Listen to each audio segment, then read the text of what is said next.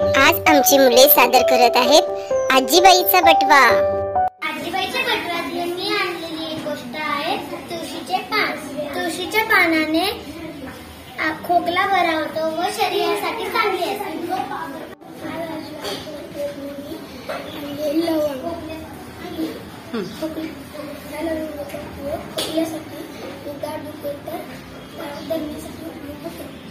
आजीबाईच्या त्यातली हे अद्रक आहे।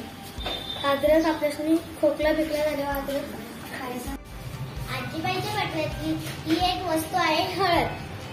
ही हळद आपण जेव्हा आपल्याला पायाला किंवा हाताला खरचटते लागते तेव्हा याचा उपयोग करतो। आजीबाईचा बटव्यात ओवा आहे। ओवा आपल्या पोटाबरोबर सारा ओवाचा वापर आपण करतो। आजीबाईच्या बटव्यातली मीठ आहे।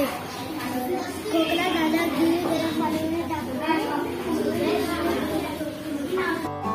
मग काय मुलांनो, तुमच्या आजीच्या बटव्यात कोणते औषधी पदार्थ आहेत सांगा बरं।